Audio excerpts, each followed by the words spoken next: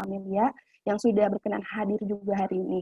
Terima kasih juga kepada rekan-rekan panitia Company Visit yang sudah melaksanakan proker dengan sedemikian rupa persiapannya, dan kepada partisipan yang sudah bersedia bergabung dan membantu menyukseskan kegiatan ini.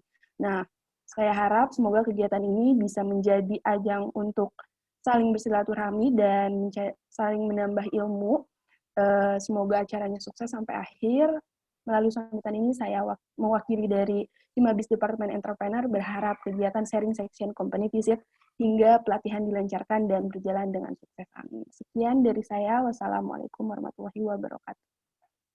Waalaikumsalam warahmatullahi wabarakatuh. Oke, terima kasih banyak kepada Kak Dwi Ariyanti selaku Direktur Departemen Entrepreneur.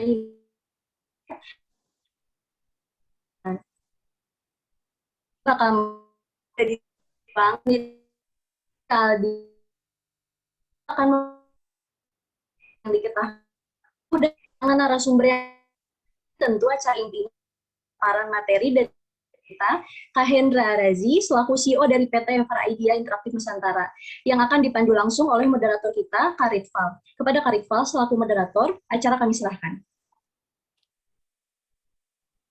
Oke, terima kasih kepada Kaldi dan Kak Sarah, selaku MC yang keren banget nih, yang telah memberikan kesempatan kepada saya untuk melanjutkan rangkaian acara Company Visit pada kali ini. Sebelumnya, Assalamualaikum warahmatullahi wabarakatuh. Perkenalkan, nama saya Ritval Ramadan, selaku moderator yang akan menemani teman-teman dalam acara Company Visit pada pagi hari ini. Selamat pagi teman-teman semuanya, apa kabar? Saya harap dimanapun teman-teman berada, tetap dalam kondisi yang sehat, baik jasmani maupun rohani. Terima kasih saya ucapkan kepada teman-teman semua yang telah berkenan hadir pada acara Company Visit ini. Jadi, Company Visit pada pagi hari ini bertemakan Strategi to Develop New Business in Digital Transformation Era. Transformasi digital mengacu pada proses dan strategi menggunakan teknologi digital untuk secara drastis mengubah cara berbisnis, beroperasi, dan juga melayani pelanggan. Strategi bisnis yang tepat dapat mendorong digitalisasi proses internal dan pengembangan model bisnis baru. Di era yang serba digital ini, para pelaku bisnis baru dapat memanfaatkan berbagai macam teknologi agar mampu bersaing dengan bisnis-bisnis serupa lainnya. Materi ini akan dibawakan oleh Kang Hendra Arazi selaku CEO dari PT FR Idea Interaktif Nusantara. Seperti kata MC tadi, tak kenal maka tak sayang. Oleh karena itu, saya bacakan terlebih dahulu CV dari Kang Hendra Arazi. Untuk itu, kepada host, bisa tolong tampilkan CV dari Kang Hendra Arazi.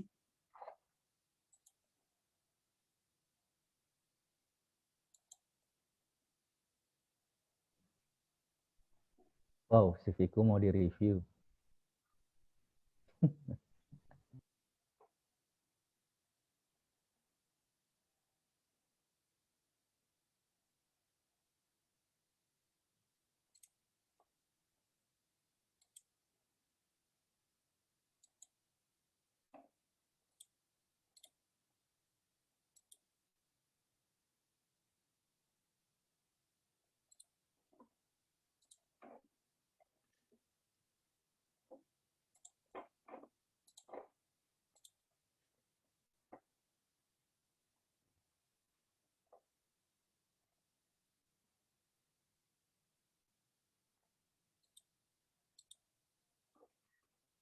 Oke, terima kasih. Bisa tolong ke bawah lagi.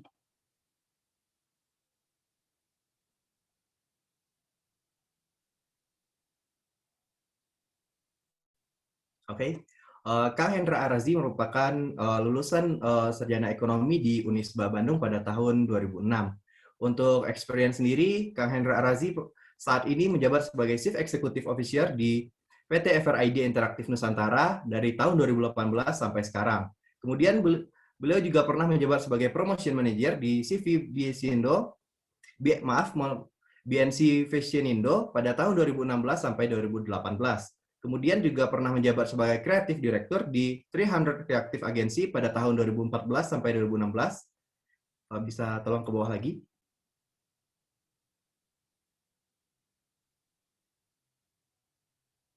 Kemudian untuk Honors and Affiliation, beliau pernah menjadi perwakilan Indonesia di Gamescom Jerman pada tahun 2019 dan juga perwakilan Indonesia di Games Connection Amerika San Francisco pada tahun 2018.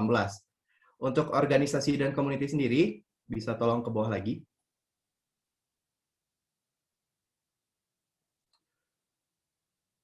Beliau menjabat sebagai Dewan Pengurus di Indonesia Game Association dari tahun 2020 sampai sekarang. Kemudian beliau juga sebagai inisiator Jabar Innovation Fellowship pada tahun 2019. Untuk seminar yang pernah beliau isi, beliau pernah menjadi dosen tamu di SBM ITB Entrepreneurial Class pada tahun 2017 sampai tahun 2019, dan juga sebagai pembicara tamu pada 1001 Startup Program Bandung. Untuk CV mungkin cukup sekian. Selanjutnya, sebelum masuk ke materi, mohon izin kepada Kang Hendra bahwasanya sesi penyampaian materi ini berlangsung selama 60 menit. Kemudian bakal dilanjut dengan sesi sharing session selama 30 menit. Untuk itu, kepada teman-teman semua diharapkan menyimak dan memperhatikan materi ini dengan rileks, karena materi ini pasti bakal sangat seru dan menarik pastinya. Untuk itu, kepada Kang Hendra Arazi, waktu dan tempat disilakan. Ya, Assalamualaikum warahmatullahi wabarakatuh. Kedengeran ya suara saya ya? Aman ya? Ya, selamat pagi menuju siang teman-teman semua.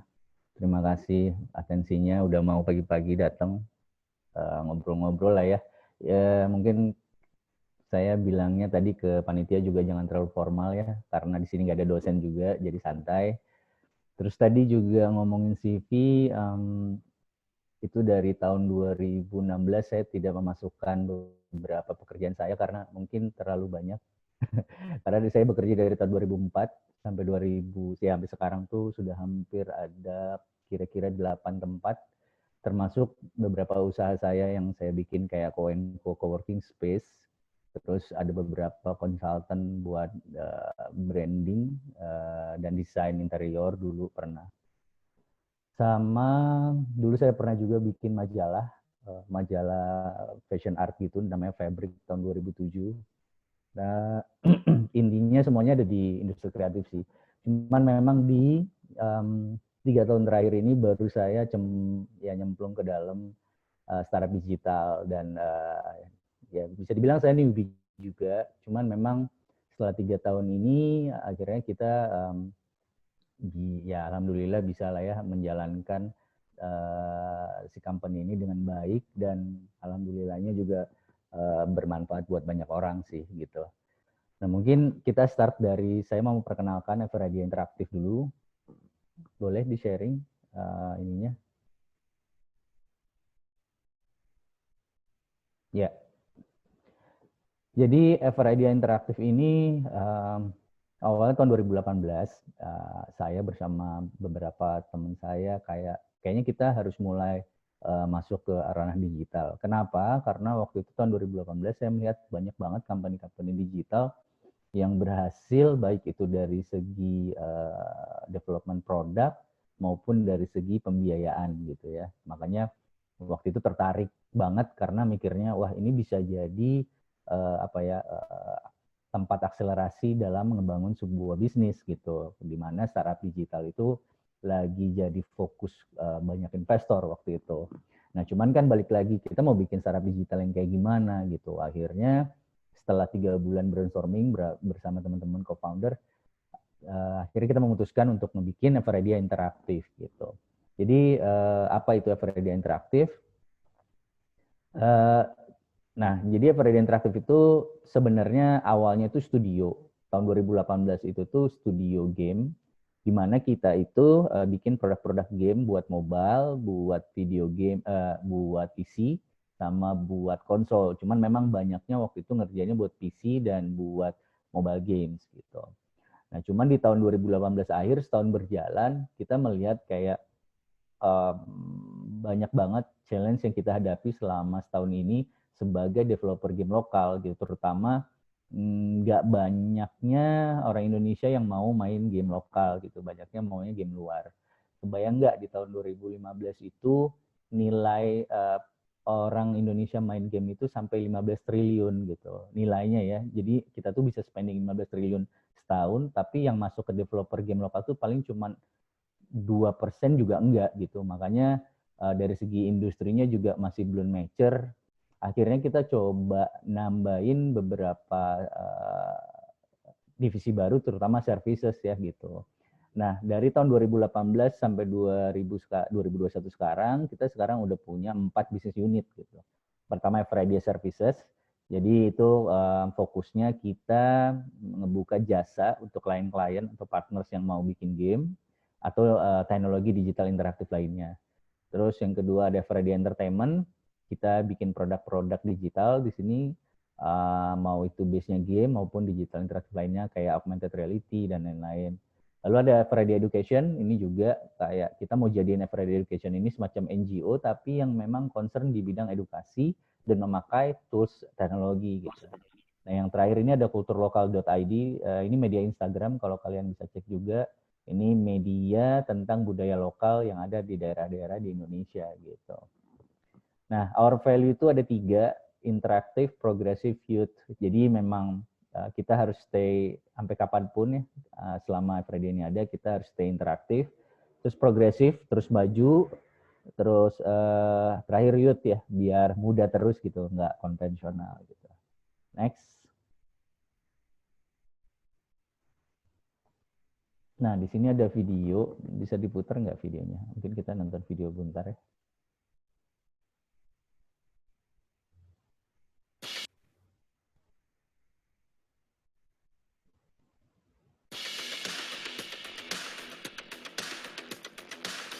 Ya, ini juga kita mengerjakan video-video motion graphic, video animation kayak gini juga.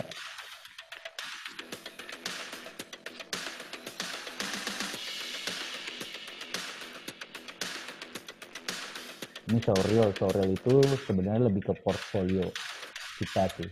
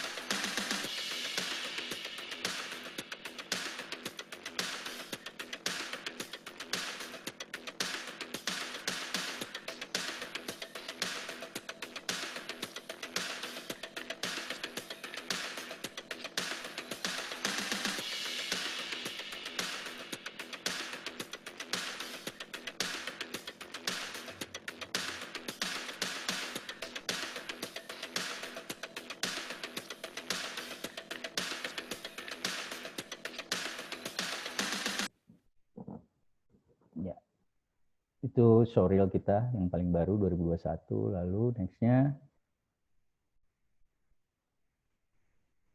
ya ini managerial team kita. Nextnya, ya ini beberapa partners clients kita yang pernah kerjasama. Dan ini mungkin tahun kemarin ya, belum diupdate lagi. Jadi so far klien-klien dan partner kita itu nggak hanya di bidang games, tapi juga bisa masuk ke finance, ke media, ke FMCG, ke film, government bahkan, otomotif, dan lain-lain banyak. Gitu. Next-nya. Nah, oke. Ngomongin produknya kita, Everidea Interaktif pernah punya satu game. Cuman memang sampai saat ini dipospon dulu karena memang secara development lumayan takes time.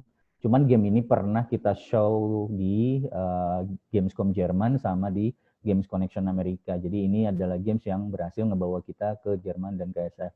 Jadi ini ceritanya tentang ya tipenya adalah interactive storytelling based game ya. Jadi bercerita tentang si Jamie ini, dia seorang African American, itu kayak punya mental health gara-gara dia harus pisah sama kekasihnya, dan akhirnya dia on purpose pengen, karena dia musisi, pengen punya karya musik, dan gimana caranya dia bisa menghilangkan rasa sedihnya dengan membuat karya lagu dan akhirnya dia bisa manggung. Gitulah ceritanya ya. Dan akhirnya kita coba bikin prototypingnya dan dikurasi waktu itu dengan beberapa kurator dari lokal dan internasional. Akhirnya kita bisa ke sana gitu. Nah, cuman memang ya si COVID ini banyak memberikan kita dampak ya. Akhirnya kita tidak bisa meneruskan dulu, jadi kita postpone dulu si Dewan ini gitu ya. Next, ini mobile games ada di Android dan di iOS rencananya. Next. Ya, dan ini juga sama, kita punya aplikasi namanya Modular. Kalian juga bisa download di Play Store, di iOS Store, di App Store ada. Jadi Modular ini sebuah aplikasi augmented reality. Augmented reality itu kan gimana memunculkan sebuah yang virtual di dunia nyata, tapi dengan menggunakan kamera handphone gitu.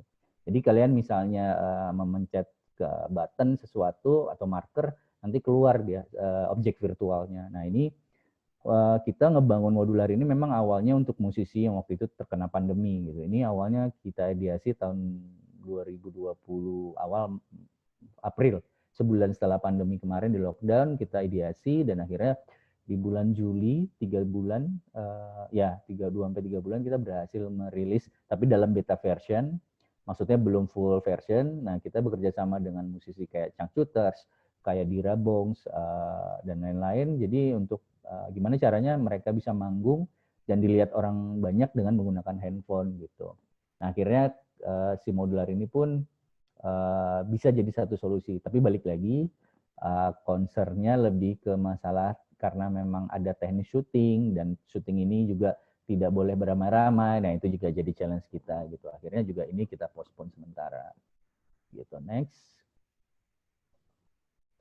Ya, ini juga kita kalau kalian dulu tahu pernah sempat kejamanan main dingdong ya. Jadi buat cowok-cowok terutama. Jadi kita bikin dingdong, tapi memang based on demand. Jadi brand, korporasi, pemerintah yang membutuhkan kayak aktivasi-aktivasi menarik gitu ya, yang meningkatkan engagement gitu ya untuk campaign-campaign tertentu, kita bisa menawarkan mereka dengan dingdong ini gitu. Jadi memang bedanya dengan dingdong yang ada itu desainnya bisa di custom ya, terus ada digital payment systemnya gitu. Kalau dulu pakai koin, sekarang kita tinggal tap sesuatu atau scan QR code, nanti bisa langsung bayar. Terus ada multiplayer dan online leaderboard. Nah, jadi dari satu mesin ke mesin lain itu bisa saling connecting. Jadi pada tahu kayak berapa skor paling tinggi dan lain-lain. Nah, terakhir itu personalized dan customizable games. Jadi gamenya bisa ditentuin dan bisa di custom sesuai dengan keinginan kita. Oke, next. Nah, ini kita juga punya Canvas namanya. Canvas ini sebuah platform web based. Gampangnya kalau kalian sering pakai Google Form itu kan buat atau memang ya Google Form buat survei lah ya atau buat ngisi kuesioner. Nah, ini sebenarnya mirip tapi kita bisa mengcustom si background-nya sesuai dengan campaign atau tujuan tertentu gitu. Jadi misalnya kayak kita bekerja sama kemarin sama Wardah, Wardah ini pengen bikin satu engagement yang ada storytellingnya, terus di dalamnya ada kuis-kuis yang personal, yang sifatnya personal, terus bisa ada bisa ada take selfie juga di dalamnya gitu. Nah, gimana caranya mengumpulkan semua aktivitas itu dalam satu platform? Akhirnya kita bikinlah ini gitu.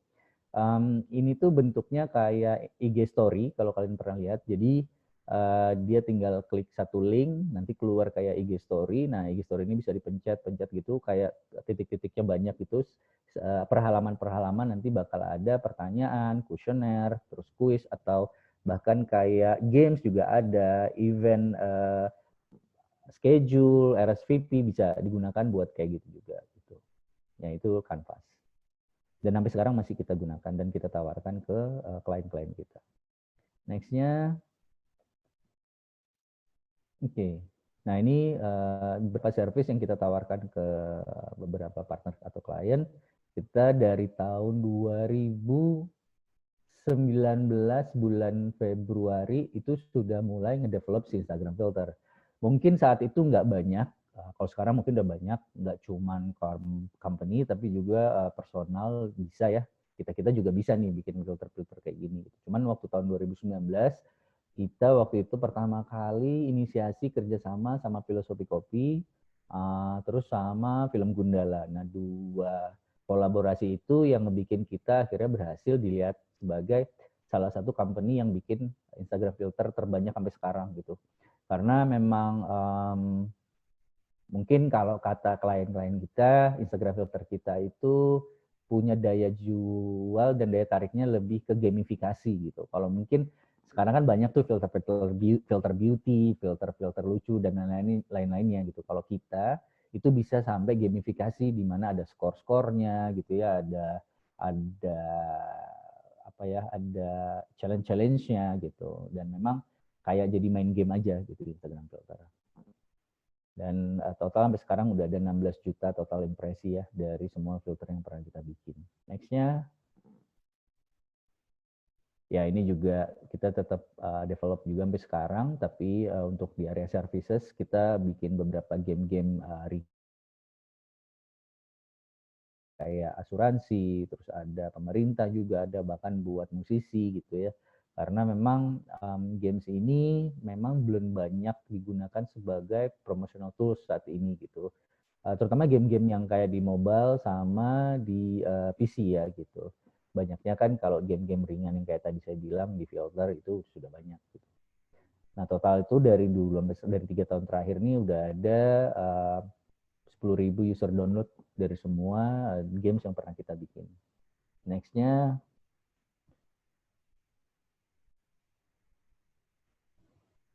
oke, nah ini yang paling baru sebenarnya boleh di play yang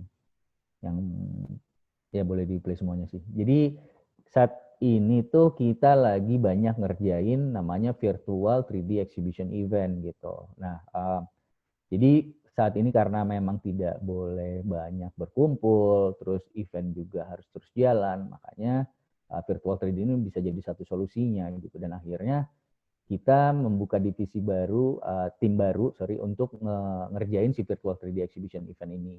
Dan alhamdulillah memang banyak sekali, ya total sekarang itu yang sudah kita lakukan itu ada 3, yang lagi ongoing itu ada 4. Jadi memang banyak sekali kebutuhan di market sekarang untuk virtual exhibition ini ya gitu. Ini yang paling kiri kita kerjasama sama Sun Eater, kalau ada yang tahu ya, jadi mereka manajemennya musik India dan lain-lain.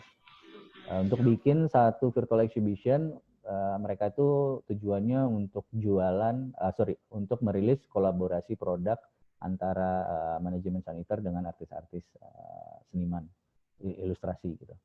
Ini yang kedua ada kita kemarin ngerjain Paragon.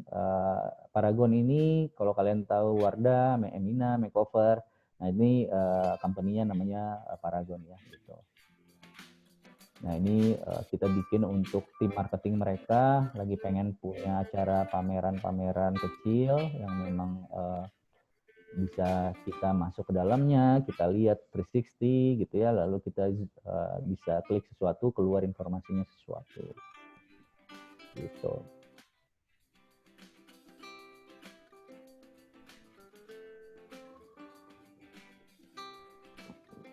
Oke, kalau yang ini ketiganya, ini skupnya lebih gede lagi ya, Paragon Innovation Summit ini.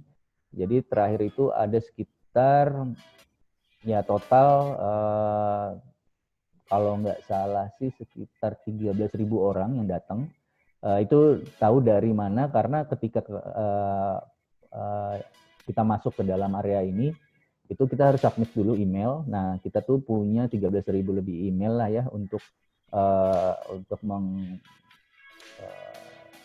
melihat berapa total pengunjung saat itu. Ini acaranya waktu itu ada 2 hari, Sabtu Minggu. Dan ini kita mengundang, nah ini kita nggak hanya membuat virtual 3D-nya, tapi juga mengorganize event-nya sekaligus. Ini kita mengundang kayak Sandiaga Uno, terus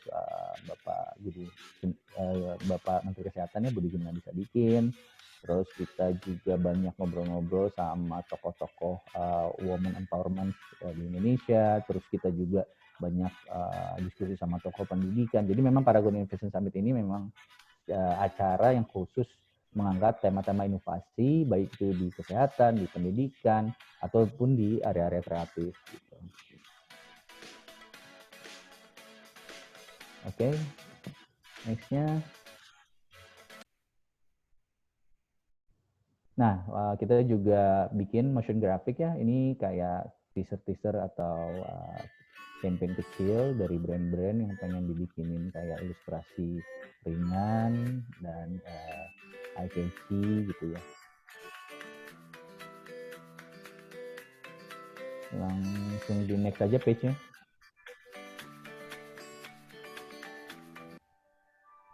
Next aja page-nya, sorry. Nah, ini juga 3D-nya kita yang bikin, yaitu musisi Angsa dan Serigala. Terus ini kita juga bikin semacam 3D art lah ya, buat klien-klien yang membutuhkan atau kayak pengen bikin satu game tapi belum punya ide bikin karakternya kayak gimana, kita ngebantu mereka kayak mencoba merealisasikan keinginan mereka gitu. Next-nya. Nah, ini beberapa tim kita, karya tim kita juga di visual art gitu. Oke. Next-nya kita ada Everready Education. Nah, Everready Education ini yang saya bilang tadi, ini sebenarnya satu business unit di mana memang concern-nya di bidang edukasi, tapi tetap menggunakan teknologi digital interaktif gitu. Nah, kita punya satu games yang lagi mau kita rilis, mungkin sekitar bulan Juli, insya Allah ini bisa rilis ya. Satu games buat iOS dan Android tentang mengukur tingkat self leadership kita gitu. Jadi self leadership kita ini kan gini, semua orang punya self leadership gitu, tapi seberapa bisa jadi leaderkah kita gitu ya, ini bisa menggunakan atau bisa memainkan game ini dan akhirnya mendapatkan satu result yang menjelaskan bahwa oh ternyata kita tuh orangnya seperti ini gitu, oh ternyata kita memang orangnya termotivasi atau kita bisa fokus atau bahkan kita ternyata nggak bisa jadi tidak bisa dideterminasi yang seperti itu sih. Nah makanya si The Leaders ini tuh memang sangat cocok digunakan untuk para mahasiswa dan mungkin para profesional muda kali ya, untuk mengukur oh ternyata saya tuh orangnya nanti ketika berkarir atau bekerja itu orangnya seperti ini gitu. Karena si games ini tuh dia tipenya lebih kayak semacam mengerjakan tas tertentu gitu, sehingga dari level 1 sampai level terakhir di mana di dalamnya itu sudah ada kayak silabus-silabus tentang si self leadership tadi gitu. Nah, ini gamesnya The Leaders. Next-nya. Nah, ini ada teaching style. Ya, ini sebenarnya assessment tools. Formatnya sama kayak Canvas yang saya bilang tadi. Nah, ini kayak semacam Google Form, tapi background-nya bisa kita ganti-ganti, kita custom dengan yang sesuai dengan kita mau gitu. Nah, si teaching style ini lagi banyak kita share ke para komunitas guru-guru yang ada di seluruh Indonesia ya gitu. Dan platformnya Android gitu. Jadi kayak untuk mengetahui ya maksudnya guru ini untuk guru sih. Jadi emang bagaimana gaya seorang guru mengajarkan gitu. Nah, ini asesmen ini juga kita bikin supaya guru-guru pada tahu dan pada semangat gitu mengajarnya. Next. Ini juga kemarin kita kerjasama sama satu semua murid semua guru, sebuah movement untuk pendidikan gitu ya. Itu ada di YouTube juga. Waktu itu kita coba bikin satu animasi sederhana untuk Si Budi. Si Budi ini satu produk yang ya semua murid semua guru ya gitu. Next. Nah, kalau kultur lokal yang saya bilang tadi, ini sebuah media Instagram tentang ngobrolin seni, kelokalan, budaya lokal, bahkan sampai UKM-UKM lokal gitu. Jadi awalnya memang kultur lokal ini bisa menjadi wadah buat teman-teman di daerah-daerah yang pengen tahu gimana sih culture anak muda di provinsi atau di daerah lain gitu ya. Terus apa aja sih produk-produk yang mungkin ada di daerah lain juga gitu. Nah, mungkin kultur lokal ini bisa jadi kayak wadahnya nantinya gitu. Karena baru belum nyampe setahun banget sih, baru sekitar 8 bulanan. Oke. Oke, itu sedikit tentang FRID interaktif ya. Gitu. Oke, Pak Moderator gimana?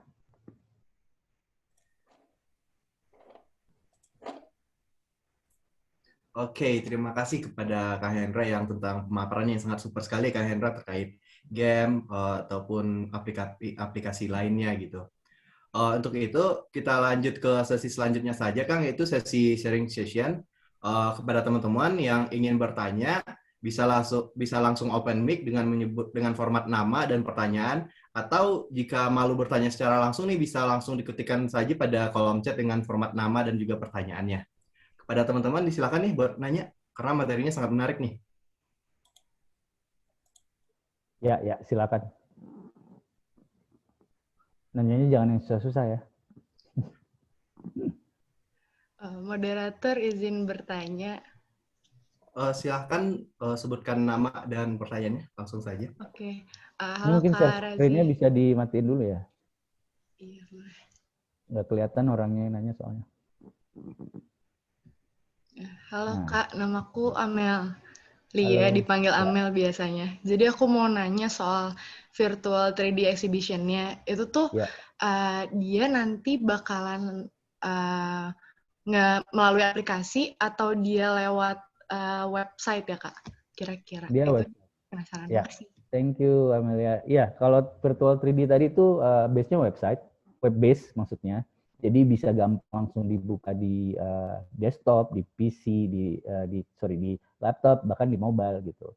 Jadi bisa dalam bentuk sendiri, website sendiri, atau misalnya di-embed itu apa ya? Diintegrasikan ke website yang udah ada gitu.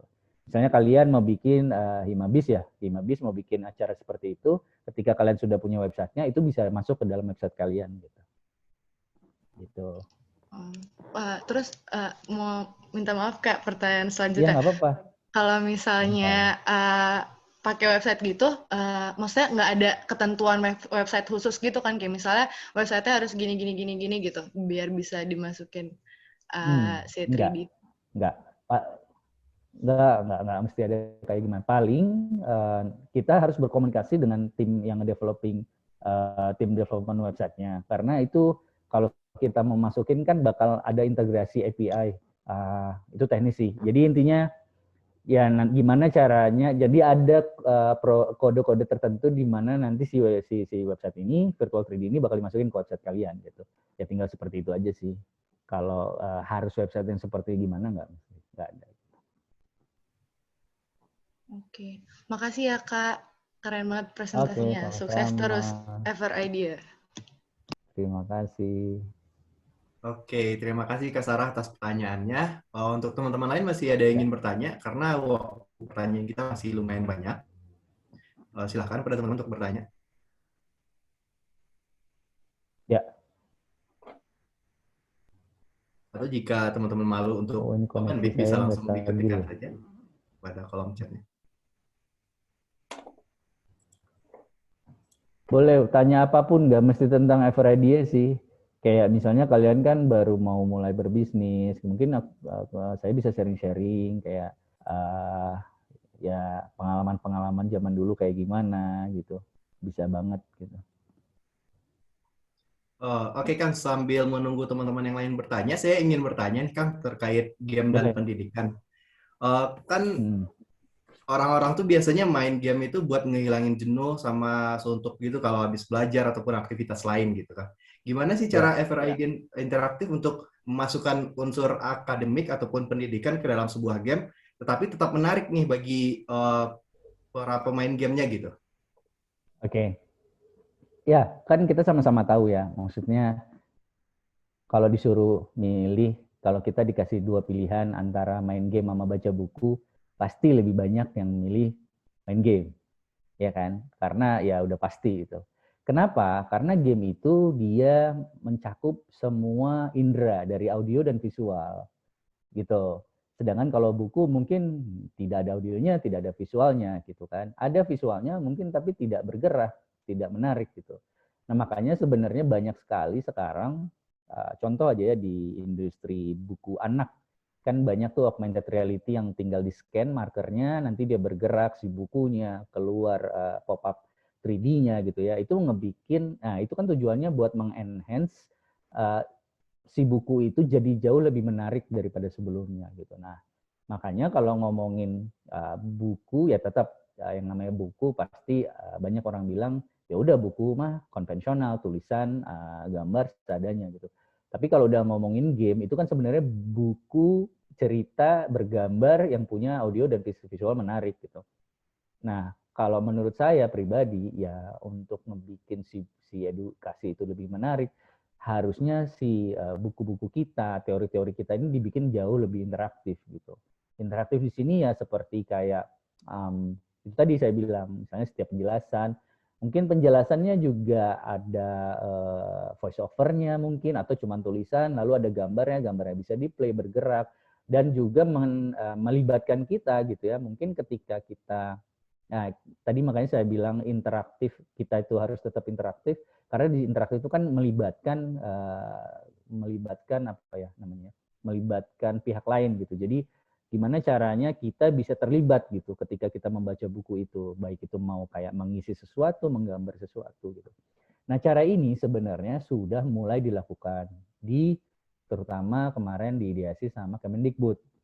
Kita juga sekarang lagi ngerjain project untuk bikin satu buku buat anak umur 8 sampai 12 tahun, di mana buku-buku itu adalah buku teori biasa, tapi dijadiin interaktif.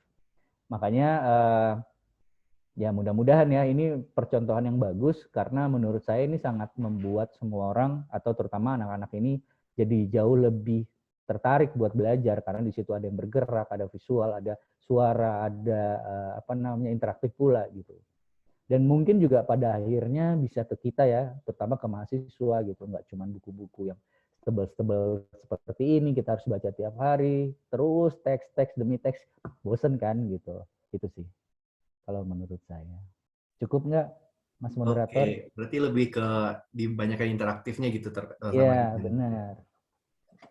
Terima kasih Kang, sangat menjawab sekali. Untuk Ya, itu ya. kepada teman-teman ada yang ingin bertanya lagi terkait pemaparan materi Oke. tadi atau bisa yang lainnya gitu seperti kata Kang Arazi tadi. Ya, apapun. Saya hari ini inilah jujur-jujuran. Ya kepada teman-teman Silakan. mungkin ada yang ingin bertanya kayak gimana sih cara bangun bisnis yang baru gitu, gimana sih cara ngembangin bisnis di era digital kayak gini gitu. Oke, ya ini sesuai topik ya. Ya sorry saya nggak bisa maparin. Sebenarnya kalau kalian bertanya tentang gimana sih caranya membuat sebuah bisnis dalam era-era digital seperti sekarang, itu jawabannya banyak banget di Google. Kalian tinggal Google, itu keluar semua pasti. Mau dari yang seperti apa ada semua. Cuman kalau dari segi saya, sebagai mungkin bukan ekspertis kali ya, mungkin bisa dibilang kayak orang yang lagi di dalamnya, ada 4 cara yang saya selalu tekankan ke teman-teman di kampus-kampus ya gitu. 4 cara itu pertama adalah start dari sesuatu yang sangat mikro niche. Mikro niche itu tuh berarti bangunlah atau buatlah sebuah ide bisnis, tapi startnya dari yang memang masih jarang disentuh orang gitu ya, yang masih jarang ditemukan orang gitu ya, karena dengan begini ketika kalian menemukan ide itu dan benar-benar ini niche, itu kalian kalian tidak bakal berkompetisi dengan platform atau bisnis-bisnis digital yang sudah raksasa gitu. Ngapain gitu ya kita bikin kayak Tokopedia lagi ya, kita bikin kayak Shopee lagi lah gitu.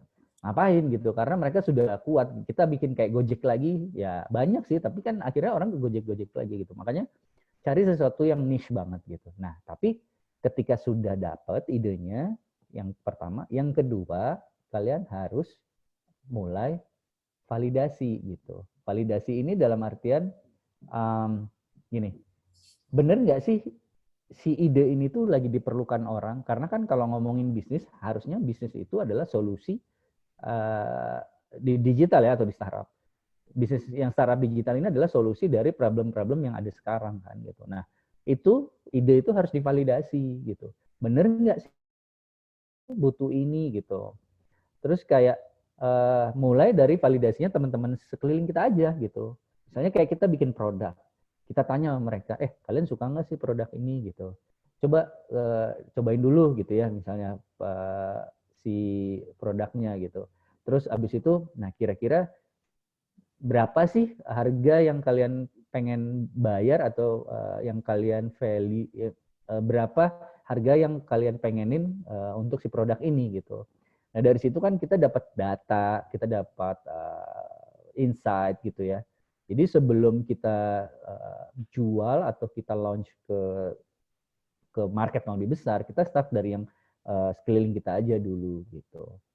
Nah yang ketiga, nah kita setelah memang ternyata ada nih gitu yang mau gitu ya, ada nih yang tertarik, ya udah kita coba nge-push traction tuh seberapa besar market yang kita punya ketika mengeluarkan produk ini gitu. Nah misalnya contoh kita bikin satu paling gampang aja ya, bikin kue gitu ya. Nah kita cari kue yang belum banyak sekarang apa misalnya, kue rumput laut misalnya ya gitu. Nah, kue rumput laut ini sebenarnya ada nggak sih kayak dibutuhkan orang sekarang dan memang ternyata banyak yang suka misalnya. Jadi pencinta-pencinta rumput laut suka nih akan kue rumput laut. Oke, habis itu divalidasi lagi berapa nih harganya. Oke, sekian. Oke, misalnya harganya 20.000, coba deh kita jual tapi mungkin kayak limited gitu. Kita keluarin cuma 100 piece.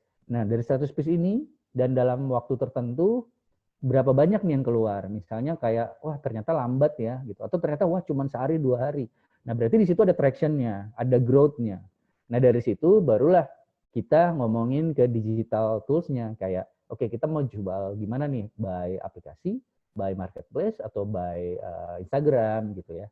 Itu pertama. Yang kedua ngomongin digital marketingnya gitu ya, gimana nih caranya nge-boost si presensi produk kita ini di digital kayak pakai SEO, pakai misalnya influencer marketing dan lain-lain.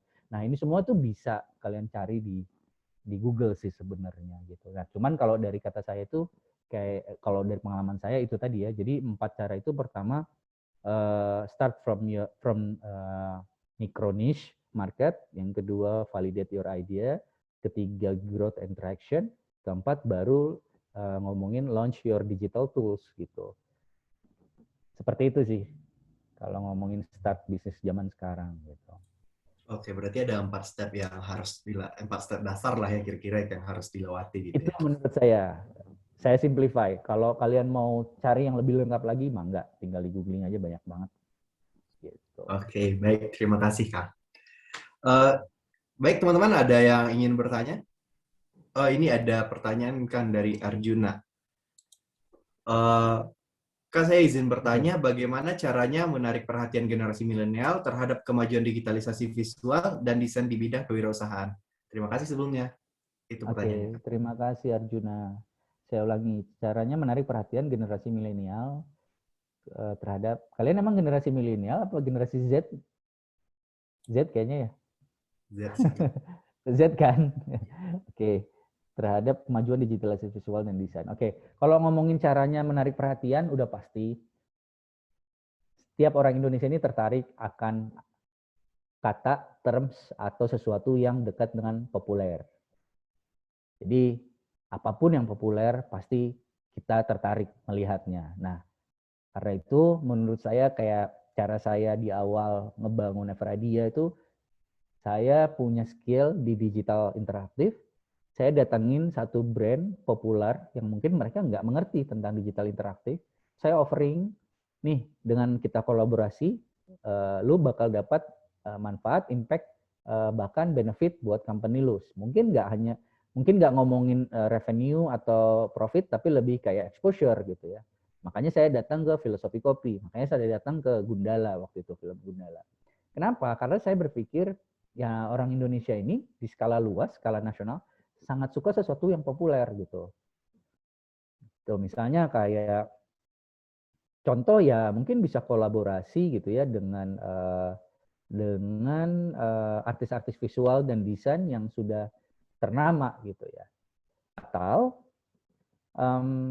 kalau memang nggak bisa atau secara network agak susah ke situnya, mungkin kalian start dari sesuatu yang out of the box. Maksudnya gini, ya mungkin kalau sekarang saya ngelihat kayak apa contohnya ya. Ya apapun yang viral di sosial media pasti sesuatu yang nyeleneh, sesuatu yang sensasional lah ya, bisa dibilang seperti itu gitu ya. Baik itu di terms negatif ataupun positif ya gitu. Tapi kalau kalian merasa kalian bisa ngebentuk sesuatu yang menarik, keren, dan menarik yang unik, keren, tapi menarik perhatian banyak orang, ya itu bagus. Tapi kalau memang agak susah, mungkin cara tercepat adalah terus-terusan ngebikin visual yang akhirnya dapat menarik gitu.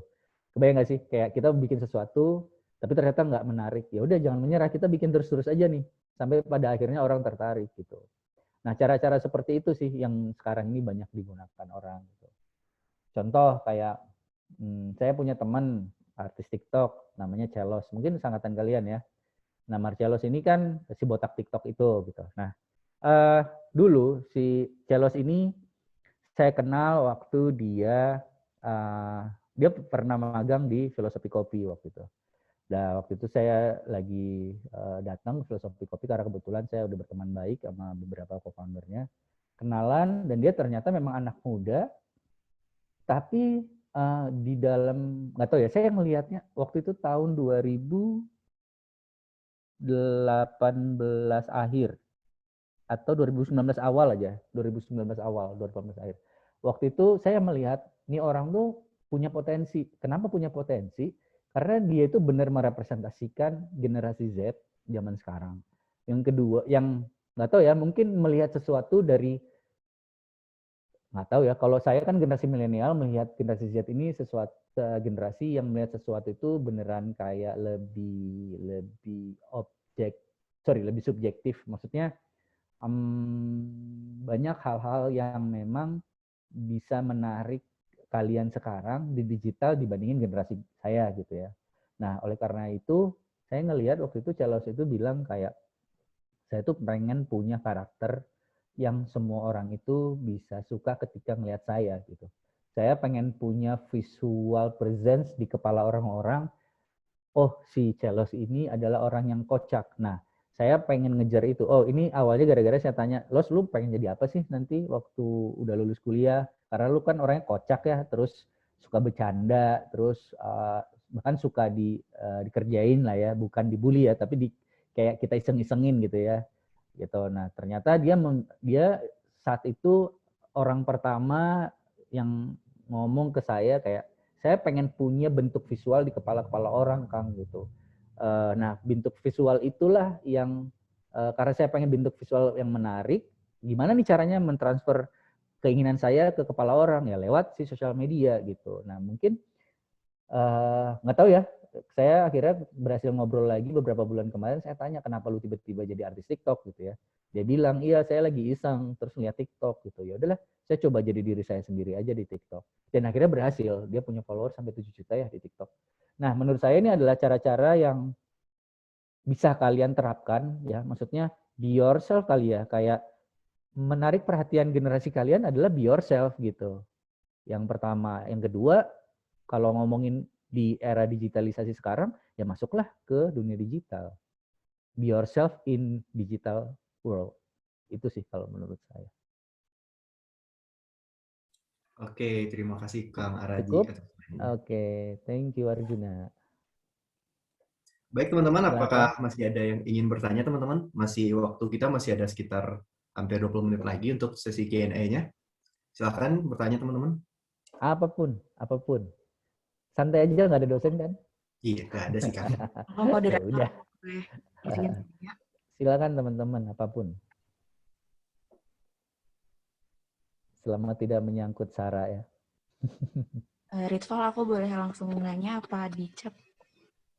Boleh langsung open mic saja Kak Dita. Oke. Halo Kak Araji, tadi Halo. materinya menarik banget. Saya tertarik banget sama teknologi-teknologi yang ditawarin dari Ever Idea. Aku mau nanya sih Kak, sebenarnya kalau dari Ever Idea sendiri, itu dia emang meng-offer teknologi interaktifnya aja atau memang kayak ngasih juga impact dari si fitur-fitur tersebut atau teknologi yang dikasih ke brand-brand itu, misalkan di customer jadi kayak gimana atau enggak Kak? Oke. Berarti maksudnya lebih kayak apa sih impact buat customer-nya gitu ya, customer Iya. dari Dan brand-brand itu ya. jadi kalau misalkan memang Ever Idea juga ngasih, misalkan kayak analisis nih dari teknologi-teknologi interaktif itu konsumen jadi Oke. kayak gimana? Itu gimana sih Kak? Boleh diceritain nggak? Oke. So far kalau buat clients atau brands yang kerja sama kita, parameternya udah pasti di analytics.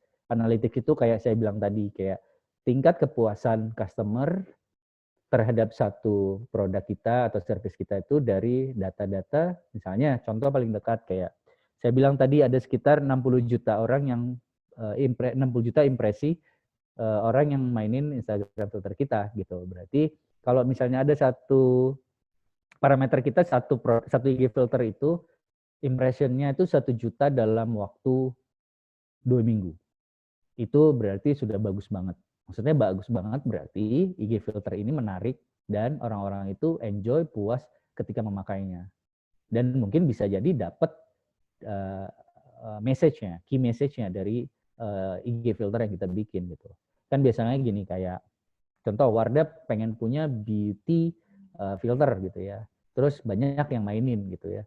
Nah, key message-nya adalah si Wardah pengen orang-orang itu atau customer retention, di mana orang-orang tuh yang sudah mulai lupa atau terdistract dengan apapun jadi ingat lagi akan Wardah. Nah, dengan menggunakan IG filter itu gitu.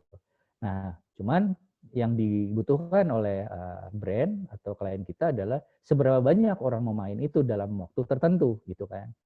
Dan ya, bagaimana caranya nge-distract orang dengan berbagai macam IG filter, berbagai macam informasi, mau sosial media dan lain-lain gitu ya. Di-distract dengan adanya IG filter ini gitu. Nah, itu dengan data analytics tadi gitu. Nah, ketika kita sudah bisa ngasih tahu kayak ya menurut kita parameter data angka kayak misalnya 1 juta, 2 juta, 3 juta itu kan huge ya gitu. Dan biasanya itu juga semacam KPI yang dikasih klien ke kita. Oke, kita pengen filternya juga kalau bisa setelah dirilis kita pengen ya seminggu, 2 minggu dapat 1 juta. Tapi gitu ya, untuk mendapatkan 1 juta tidak sesimpel itu gitu. Maksudnya tidak sesimpel kita rilis filter langsung tuh, oh kita berharap dengan organically orang bakal main terus-terusan sampai 1 juta impression. Saya juga selalu bilang ke brand, hey brand, kalian juga nggak bisa gitu, hanya merilis. Banyak banget brand-brand yang kita kerjain itu kayak nggak jadi apa-apa filternya gitu. Kayak kita, kan karena kita yang bikin, kita tahu tuh analytics-nya kan. Ini kok kecil banget ya analytics. Oh ternyata si filternya nggak di-push gitu. Bahkan nggak ada kayak woro-woro bakal si brand ini bakal ngeluarin IG filter gitu. Nah, terus satu lagi, kalau memang mau nge-engage orang datang ke filter kita ini, adalah dengan cara apa? Udah paling berhasil dengan cara competition. Orang yang kita, ya mungkin seluruh dunia ya, semua orang gitu ya, sangat tertarik ketika diiming-imingin hadiah kan gitu. Nah, ketika kita bikin kompetisi, ada hadiahnya, nah pasti kan berbondong-bondong. Nah, secara traction, secara traffic, pasti bakal banyak, dan itu meningkatkan impression.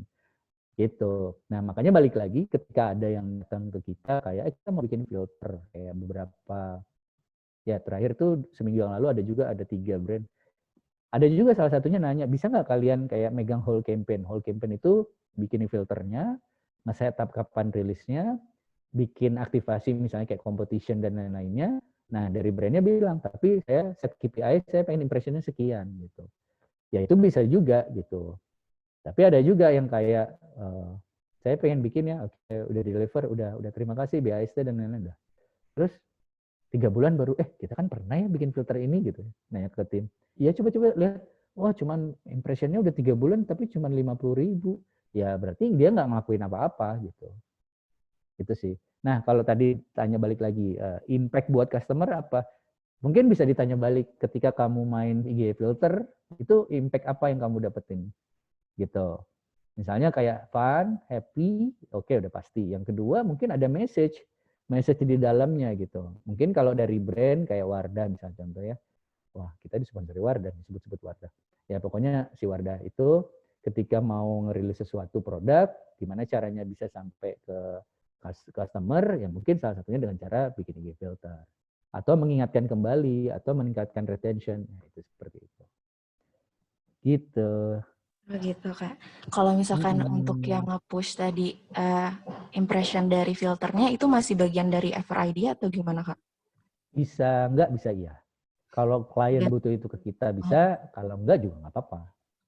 Gitu. Okay, Karena itu Kak. 2 effort yang berbeda sih antara bikin filternya sama nge-maintain. Gitu. Makasih banyak, Kak. Terima kasih sama-sama. Oke. Ini dari ada Suci ya.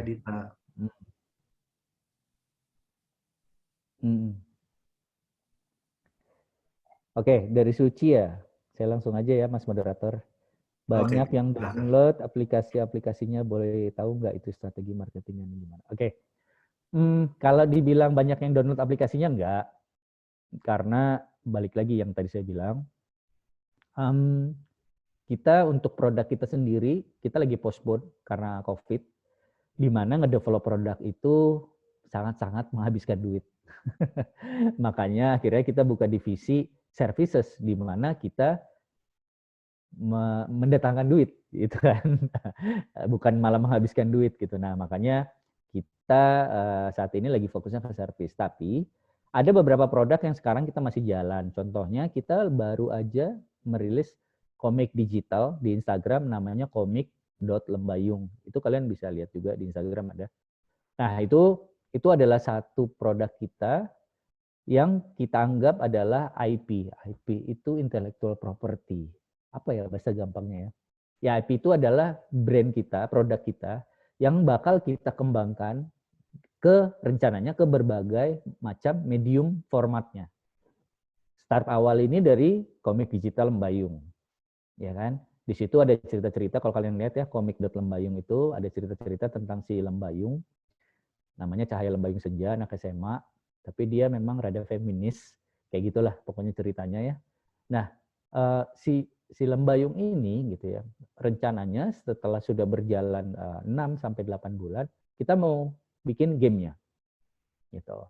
Nah, setelah gamenya jadi, kita rilis, mungkin kita ketika gamenya sudah rilis dan ternyata previewnya bagus, kita bisa jadiin kayak film atau animasi gitu. Nah, itu IP ya. Kalian bisa cari juga IP.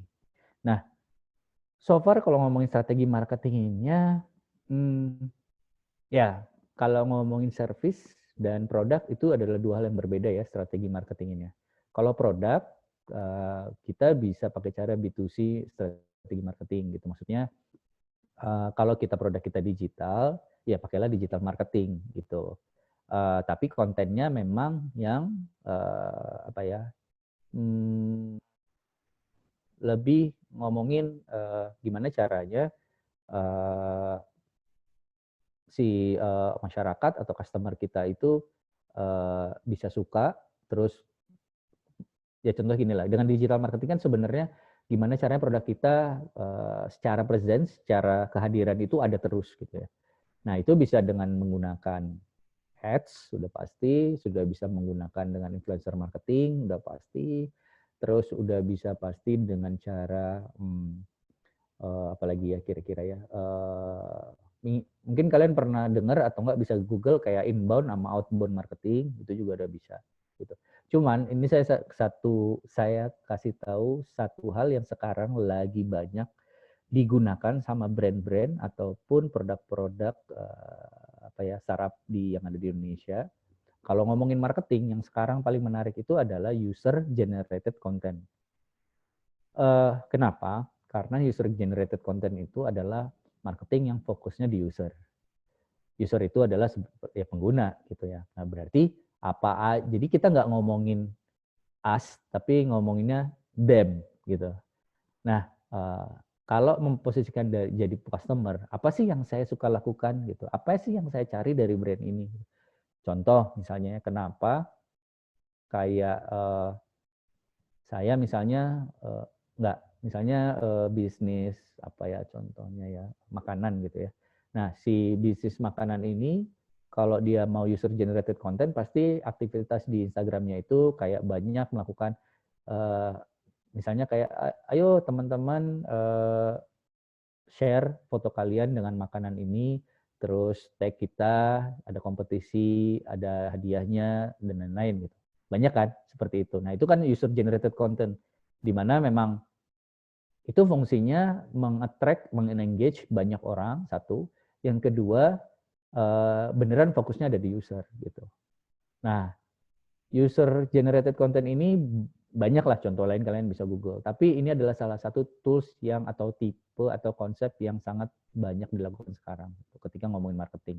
Nah, ini kalau ngomongin tadi produk kita kan ada digital comic gitu ya. Nah, berarti salah satu contohnya adalah kayak ketika kalian lihat tuh si komik dan lembayung Instagramnya ada kan video gitu ya, video dari Indahkus.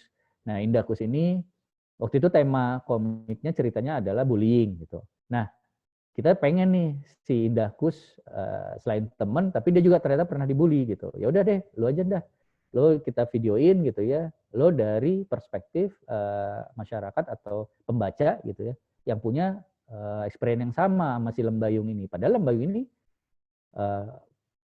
bukan manusia ya gitu, tapi karena storytellingnya sama, jadi akhirnya kita coba cari dari perspektif humanisnya gitu, manusianya gitu. Dan alhasil apa? Jadi orang-orang kayak kita gitu, oh ternyata saya baca sesuatu di lembayung, tapi ternyata relate ya sama orang-orang gitu. Nah, itu sebenarnya bagian dari user generated content juga gitu. Dimana fokusnya itu, jadi satu produk di virtual, di dunia digital, tapi lebih dimanusiakan lah gitu ya. Lebih dikasih perspektif manusia gitu, atau customer-nya gitu. Lebih ke situ sih. Nah, itu sih sebenarnya kalau strategi marketingnya banyak sih, kita banyak banget. Kita saat ini SEO ya, search engine optimization itu kalian juga bisa cari, terus ads juga iya, terus habis itu influencer marketing juga iya. Contohnya kayak itu kita ngajak si Indahkus, terus ada lagi yaitu user generated content iya, terus habis itu apa lagi ya? Ya cross promotion juga iya, kayak contoh misalnya komik lembayung pengen punya hampers tapi dia nggak bisa bikin kue, ya udah kolaborasi gitu, cross promotion sama yang bisa bikin kue, jadinya si kuenya kue mocha ala kue atau cookies ala lembayung gitu. Nah, ini juga kita lagi coba bikin buat hampers nanti lebaran gitu sih.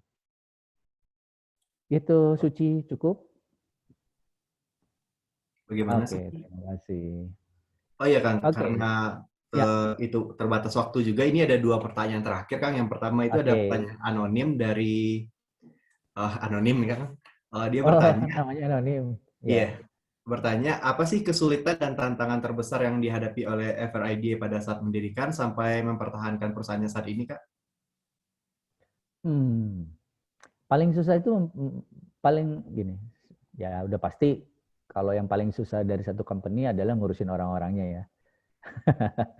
Karena balik lagi ya susah gitu dapat satu tim yang solid. Tapi alhamdulillah kita 3 tahun terakhir ini tuh mungkin yang keluar itu cuman 10%, ya 15% lah paling banyak. Sisanya stay 3 tahun ini. Apalagi di saat COVID kayak gini, di mana kita sudah awalnya wah ini bakalan pusing nih gitu. Tapi alhamdulillahnya karena kita juga produk digital, di mana digital bukannya malah terdampak, malah bisa jadi 2 sampai triple kali lipat worse-nya di masa COVID. Jadi alhamdulillah sih gitu. Nah, paling susah itu ya itu tadi mempertahankan mindset sesama karyawan, karena ya, setiap orang punya ego masing-masing dan punya tujuan masing-masing gitu ketika masuk ke dalam satu company. Nah, Ya cuman makanya kalau itu gini, kalau saya tuh selalu di Everidea menganggapnya ketika itu pekerjaan semua profesional, tapi di luar itu, di luar jam kantor teman gitu. Tapi pastilah ada boundaries, pastilah ada semacam jarak juga pasti ada gitu ya. Tapi ada juga yang memang saya nggak mau jarakin gitu karena ya nggak tahu ya. Saya melihat karena saya kan udah lama di industri kreatif. Terus saya ngelihat banyak tim-tim saya itu memang sangat-sangat casual, sangat santai gitu. Pun gitu saya gitu. Tapi ketika itu ngomongin deadline, ketika itu ngomongin, nah Everidea ini punya metode sendiri gitu ketika ketika ngeran operasionalnya gitu. Kita kan punya metode-metode kayak ya startup digital yang lainnya lah ya. Kita pakai metode Scrum, terus ada Sprint, ada SRM, SPM, ada Sprint retrospektif, ada check in, check out gitu ya. Nah itu semuanya kita lakukan demi menjaga si profesionalisme ini gitu. Nah tools-tools itu banyak ya, nanti kalau kalian bisa googling juga kayak apa sih benefit benefit dari si digital, transformasi digital itu apa gitu kan. Banyak ya. Pertama bisa mengimprove operasional efisiensi, bisa nge-enhance product quality, terus membuat koordinasi tim lebih baik dan lain-lain gitu. Nah, itu caranya dengan menggunakan tools-tools yang tadi saya sebutin. Nanti kalian bisa googling juga. Nah, ketika itu semua sudah berjalan dengan baik, sebenarnya yang paling susah dipertahankan adalah yaitu tadi kayak tujuan dan keinginan orang-orang atau pekerja di dalam Everidea-nya gitu. Cuman so far alhamdulillah bisa bertahan karena tools itu membuat semuanya berjalan lancar gitu. Jadi kita tidak punya masalah. Ya masalah paling besar paling kayak tiba-tiba ada klien yang pengen deadline-nya dipercepat, standar lah ya. Karena kita kan setengah agency, setengah studio kan gitu. Atau memang kayak kita bikin produk capek-capek tapi ternyata nggak works gitu. Tapi so far semuanya fun gitu ya karena memang ya Everidea ini kan bisa dibilang entertainment company juga gitu karena kita dekat sekali dengan dunia entertainment dan disitulah ranah fun-nya gitu sih. Itu sih paling Mas Moderator. Oke. Terima kasih Mas Anonim. Terima Oke. kasih Kang atas pertanyaannya. Oke. Ini ada pertanyaan terakhir dari Ane, Kang. Boleh. Kak, saya izin bertanya mengenai visual 3D. Saya tertarik karena saya sendiri sedang melakukan perencanaan virtual 3D, khususnya virtual art. Dari Kak Raji sendiri, bagaimana nih tip and trick dalam membangun virtual art yang menarik? Terima kasih sebelumnya. Lebih tepatnya virtual art gallery, Kang.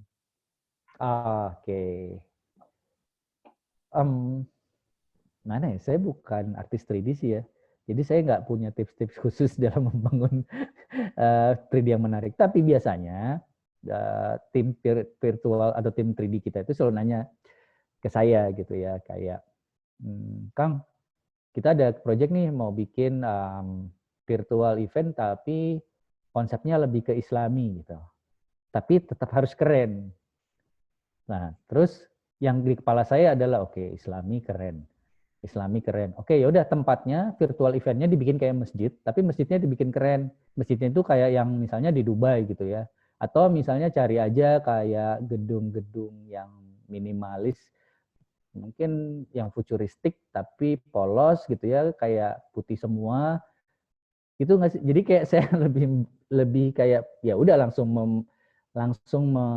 mentransfer ide yang di kepala saya gitu. Dan alhamdulillah selalu works gitu ya, nggak tahu kenapa. Jadi kalau ngomong tips and triknya, kalau saya kan orang visual juga. Saya lulusan ekonomi, tapi kan setelah ekonomi itu justru saya banting setir jadi desainer grafis.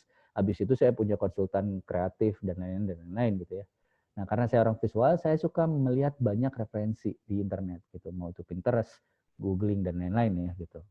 Nah ketika ditanya kayak gimana sih tips and trik membangun virtual art yang menarik, saya start dari referensi saya itu gitu. Kayak kayaknya saya pernah lihat bangunan futuristik tapi menarik juga kalau bisa dijadiin masjid gitu loh, kayak masjidnya Ridwan Kamil misalnya ya, kayak PS5 gitu kan, itu kan sesuatu yang futuristik kan gitu. Nah tapi itu masjid gitu. Nah berarti mungkin Ridwan Kamil pun sama, dia banyak referensi gitu, melihat mungkin bangunan gitu ya, atau gambar, atau juga traveling, itu juga jadi salah satu referensi saya gitu. Makanya mungkin skill penting, tapi Di luar skill, ya harus perbanyak referensi sih. Kalau untuk ngomongin 3D ya, virtual. Apalagi yang art, berarti kan ya artistik gitu ya, dan estetik gitu. Nah, itu udah pasti referensinya harus banyak. Gitu sih, Mbak Ane. Cukup nggak kira-kira? Oke, gimana Kak Terima Ane? kasih jawabannya. Oke. Baik, Kang Hendra, karena waktu sesi Q&A-nya juga sudah habis, sekali lagi saya Ya, ucapkan oke. terima kasih kepada Kang Hendra Arazi yang telah berkenan memaparkan materinya dan juga berkenan menjawab pertanyaan-pertanyaan dari teman-teman Himabis. Untuk itu mungkin saya akan mencoba menyimpulkan sedikit dari materi yang Kang Hendra bawakan tadi. FRID Interaktif Nusantara ini dimulai pada tahun 2018. Awalnya ini merupakan sebuah studio games, kemudian berubah menjadi digital interactive company.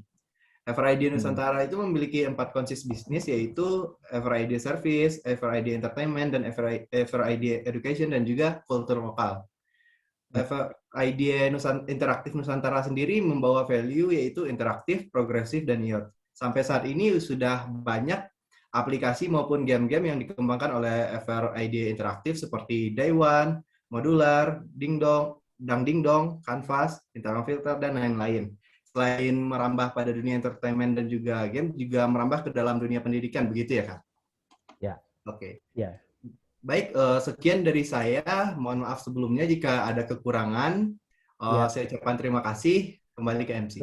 Sama terima kasih juga ya buat teman-teman. Semoga bermanfaat, walaupun seringan dan sesimpel itu jawaban saya. Dan kita kebetulan FRID Interaktif, bentar ya Mas Moderator. FRID Interaktif lagi banyak ngebuka internship. Siapa tahu kalian pengen internship di FRID Interaktif. Silakan email aja ke contact@fridia.id. contact@fridia.id. Kontaknya CONTACT ya. Nah, coba aja kalau misalnya kalian berminat buat internship. Di situ kan ada 4 unit bisnis, nanti mungkin kalian bisa kayak ditempatkan sesuai dengan minat kalian.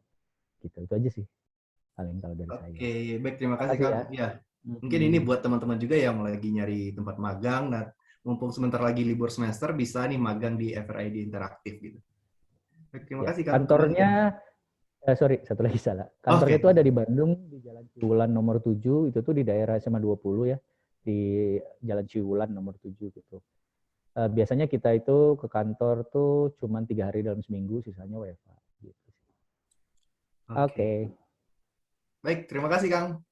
Kembali ke MC. Baik, terima kasih Kang Arazi yang telah memaparkan materinya yang begitu keren, dan juga terima kasih kepada Ritval selaku moderator yang telah memandu acara inti tadi. Nah, selanjutnya akan ada penyerahan e-sertifikat dari Direktur Departemen Entrepreneur Himabis kepada Kak Hendra Arazi sebagai pembicara di acara webinar Kompis kali ini. Pada Dwi Arianti, waktu dan layar dipersilakan. Oke, terima kasih Aldi dan Sarah. Terima kasih juga khususnya untuk Kak Arizi untuk hari ini. Kesempatannya kita berdiskusi dalam nih, apalagi tentang virtual art, tentang augmented reality itu benar-benar menarik ya Kak di marketing. Oh iya, mungkin ini ada tanda terima kasih dari kita Kak. Semoga Kak Arizi berkenan untuk menerimanya. Gimana nih, nerimanya gini? Atau gini? Mungkin ada sesi foto ya teman-teman, boleh didokumentasikan.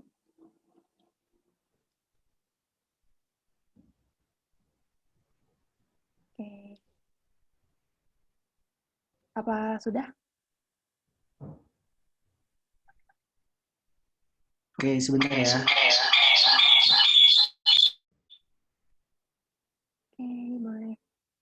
Keren banget Kak Riji untuk hari ini. Semoga teman-teman juga dapat insight banget ya dari Kak Rizi hari ini. Sama-sama apalagi ya. tadi info magangnya ya Kak. Menarik sekali ya. Semoga dari kita bisa. Siapa tahu ada yang tertarik guys, boleh nih. Betul. Informasi lebih lanjut tentang apa? Oh oke. Tentang Evradia itu ada evradia.id. Tapi itu mungkin kemarin kayaknya lagi ada ini sedikit masalah sih websitenya. Oh untuk magang tinggal kirim aja ke email tadi ya. Nanti di situ pasti kalian kayak diajak ngobrol. Kalau misalnya kepilih, ya udah pasti kan harus ada surat permohonan magang, terus mungkin kalau misalnya kalian bisa bikin CV juga, lampirkan gitu. Nanti kalau yang kepilih, nanti kita ajak ngobrol gitu. Nah, disitulah ngobrolin lebih detail gitu. Itu aja ya.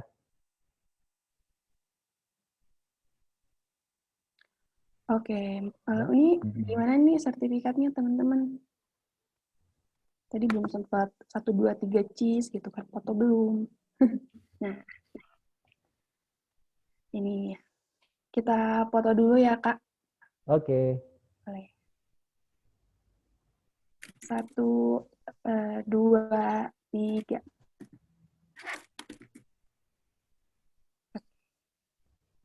Udah ya teman-teman. Oke, terima kasih Kak Arizi atas waktunya dan ilmunya. Sama-sama Semoga bermanfaat ya. buat kita semua Kak. Teman-teman. Ya. Thank you semuanya. Selamat Boleh berpuasa. dikembalikan ke MC teman.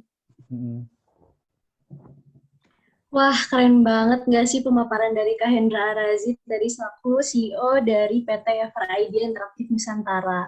Ternyata banyak banget nih pengetahuan dan insight buat bekal kita ke depannya. Bukan hanya untuk para audiens, tapi juga untuk para panitia termasuk kita ya Kak Aldi selaku MC di acara ini. Apalagi tadi pas sharing section juga ada informasi untuk magang. Nah, karena tadi udah serius-serius nih nyimak pemaparan materinya, sekarang waktunya kita santai-santai ya Kak. Jadi kita bakalan ice breaking dulu nih.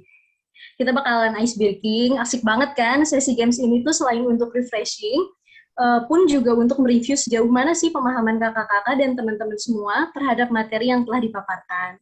Nggak usah tegang-tegang ya Kak, ini bukan ujian, jadi santai-santai aja, bawa enjoy aja. Siapa tahu tadi ada yang kurang konsen merhatiinnya, tapi pas games malah iseng-iseng berhadiah kan, kita nggak tahu ya. Jadi diharapkan semua mengikuti gamesnya karena bagi teman-teman dan kakak-kakak semua yang beruntung jadi juara, ada hadiahnya loh, menarik banget kan. Sekarang langsung aja kali ya dimulai gamesnya Kak. Iya, mungkin boleh nih host tolong di-share screen aja gamesnya kayak gimana. Dan disertain juga ya di link gamesnya itu kayak gimana di Zoom chat.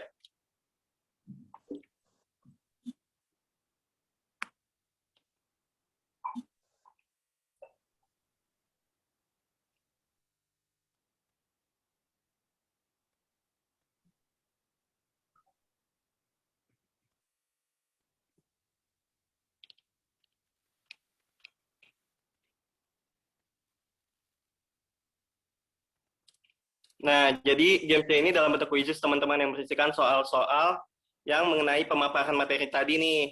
Jadi buat teman-teman yang mau bergabung, berpartisipasi, boleh banget join di link yang sudah diberikan di home chat, ataupun bisa juga join lewat kode nih, kode yang terpapar di share screen. Oh iya, aku mau ngingetin juga nih teman-teman, sebelum gamenya dimulai, boleh dong di on cam dulu.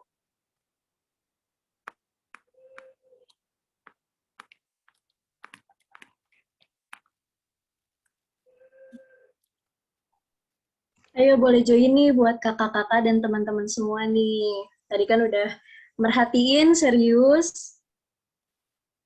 Iya benar banget nih, ada hadiahnya nih buat 3 pemenang. Pokoknya hadiahnya lumayan deh.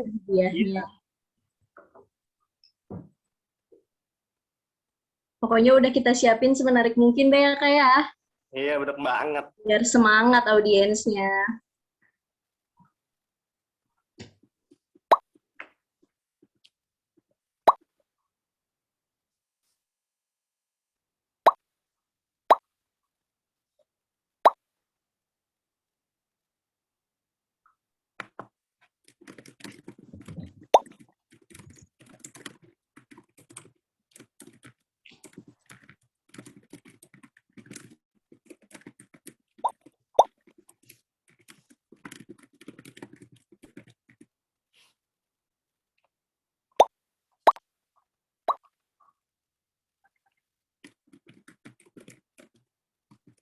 Wah, udah 14 nih yang join.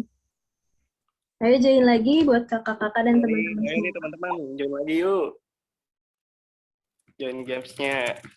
Pertanyaannya nggak berat kok, santai aja. Seputar yang tadi dipaparin sama Kak Hendra Arazi. Iya nih, benar banget nih.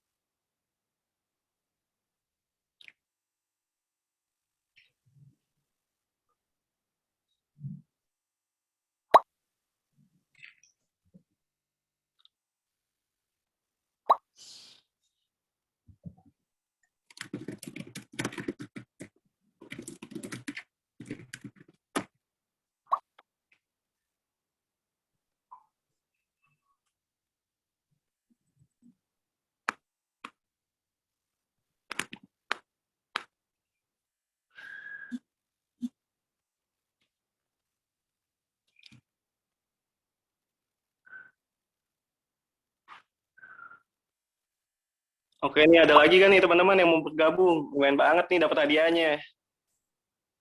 Iya nih, siapa tahu beruntung kan? Iseng-iseng buka hadiah kan. Iya. Jadi tambah semangat puasanya dong harusnya. Bener gak, Kak? Iya, pastinya dong.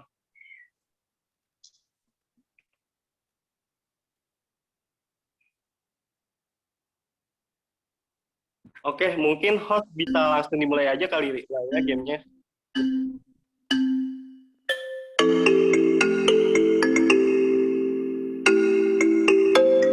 Apa nih musik PKS? Waduh.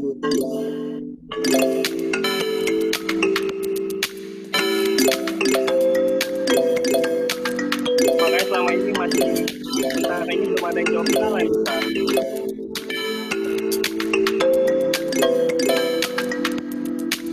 Kalau ada yang salah,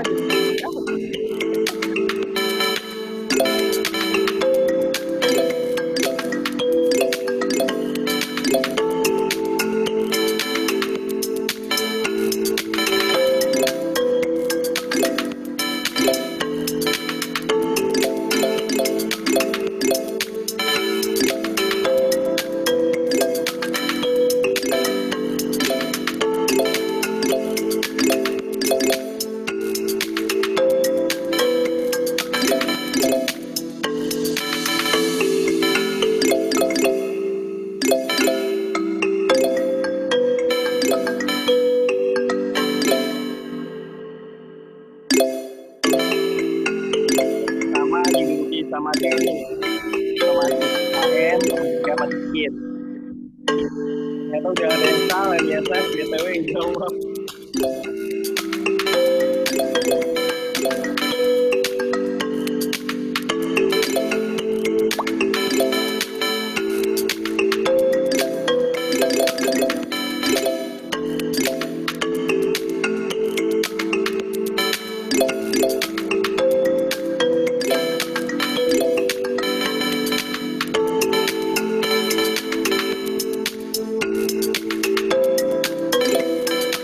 Ini namanya banyak yang samaran ya. Iya nih. Nggak tahu nih siapa yang menang. Nyebutinnya gimana nanti namanya?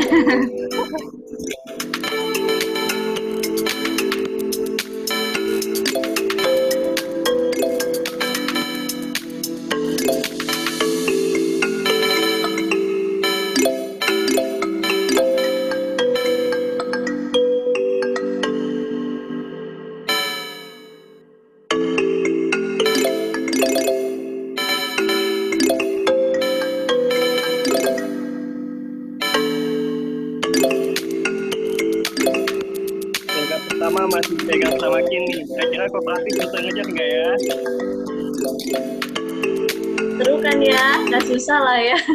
Tapi kok banyak yang merah di sini. Nggak salah kan?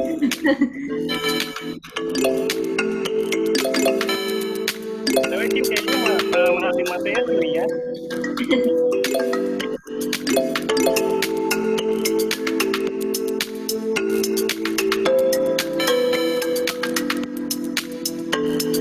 Wow, udah selesai nih.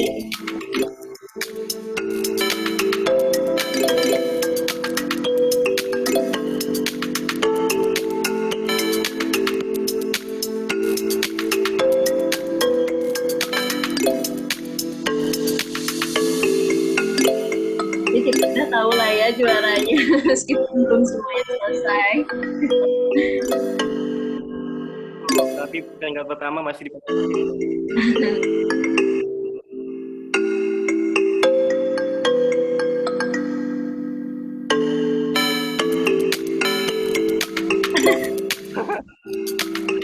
Gue nggak bisa kenapa tuh.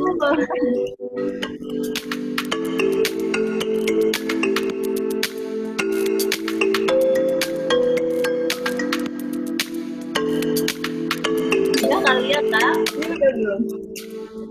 Ada yang belum beberapa ya? tunggu satu orang lagi nih, kayak kooperatif belum ngisi nih ya, satu lagi. Iya.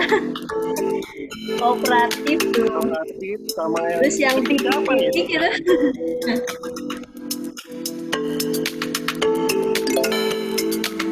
Wah.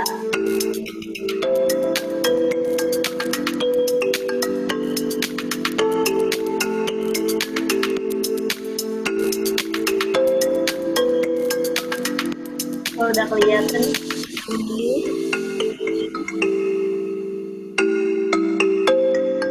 Juara 1, 2, 3-nya. Kelihatan nih juara 1, 2, 3-nya nih. Iya, yang pertama dimenangkan oleh Kin. Siapa ini Kin? Boleh dong nyapa? On mic dan on cam. Ya nih, boleh nih. Biar kita tahu siapa juara 1, juara 2, juara 3-nya. Juara 2 ada AM. Maksudnya gitu ya? Apa gimana?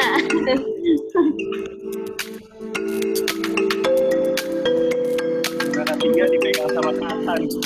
Ya, siapa nih? Ayo dong, muncul dong. Untuk kakak-kakak dan teman-teman semua nih, boleh on mic dan on cam.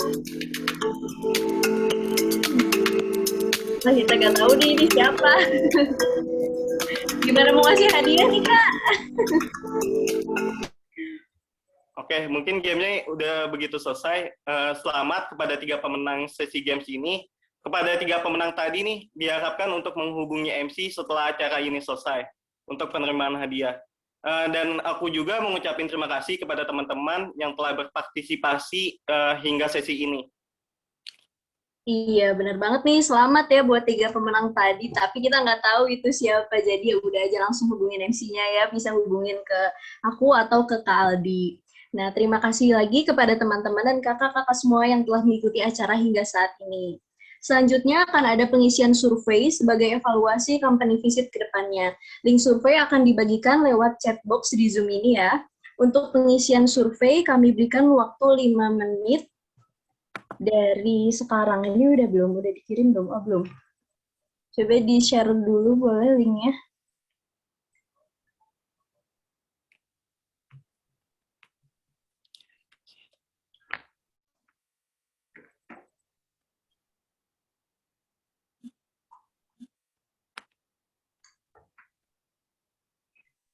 Udah bisa di-share linknya.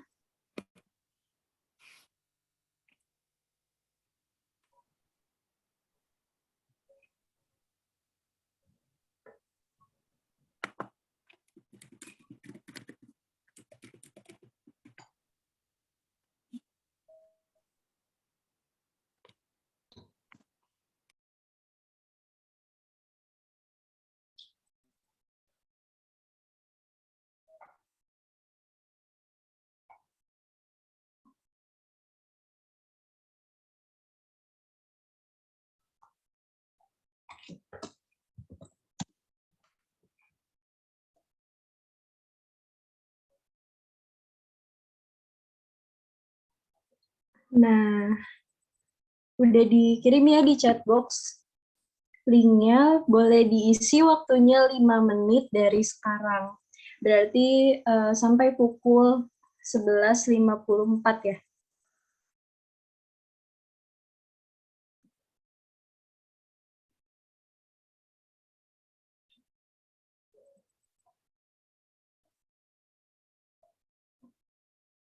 Boleh langsung diisi ya, teman-teman dan kakak-kakak semua.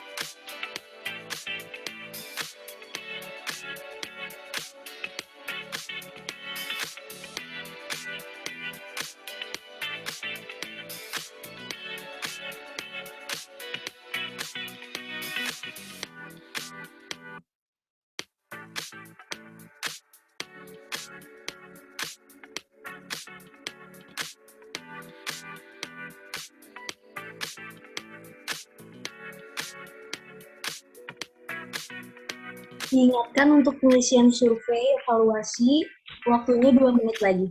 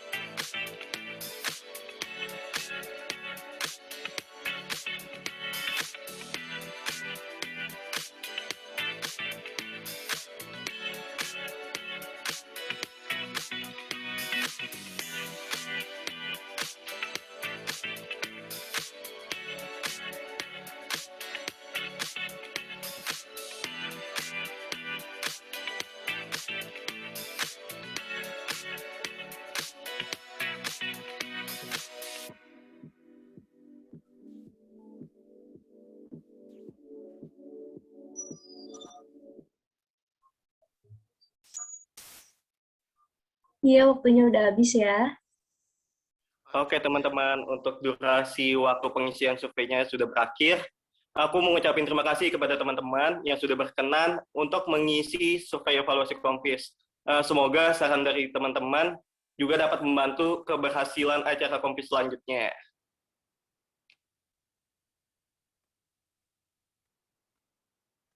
Selanjutnya kita ada sesi acara apa lagi nih, Sah? Nah, gak kerasa ya sekarang udah ada di penghujung acara nih Kak. Tapi sebelum kita pamit, sebelum penutupan, kita akan memasuki sesi foto bersama dulu sebagai dokumentasi dari acara webinar Company Visit kali ini. Untuk Medfo dipersilakan untuk mendokumentasikannya.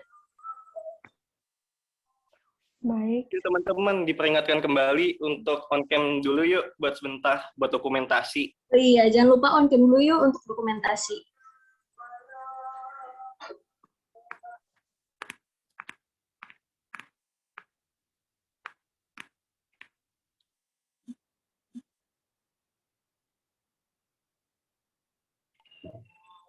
Untuk Medfo nanti tolong diaba-abain kali ya untuk sesi fotonya.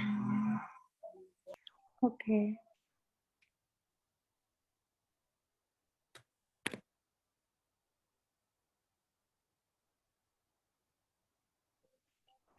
Sudah siap semuanya?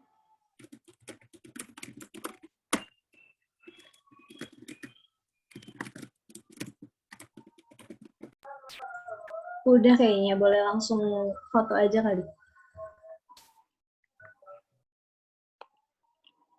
Oke, 1, 2, 3. Lalu untuk slide kedua, 1, 2, 3. Baik, sudah, terima kasih. Iya, terima kasih untuk Medfo. Oke, terima kasih kepada Medfo yang telah mendokumentasikan acara webinar Company Visit kali ini. Tak terasa juga nih kita sudah berada di penghujung acara Kompis kali ini. Sekali lagi kami ucapkan terima kasih kepada seluruh partisipan yang telah mengikuti acara webinar Kompis sampai selesai. Semoga ilmu dan wawasan yang kita dapatkan di acara webinar Kompis kali ini dapat bermanfaat untuk kita ke depannya. Selesai sudah rangkaian acara webinar Kompis hari ini. Saya dan Sarah mohon maaf apabila masih ada kekurangan selama memandu acara kali ini. Kami berdua pamit undur diri. Wassalamualaikum warahmatullahi wabarakatuh. Wassalamualaikum warahmatullahi wabarakatuh. Terima kasih semuanya. Boleh langsung. BTW buat teman-teman yang tadi pemenang games ini, boleh nanti PC aku ya. Oh iya, benar.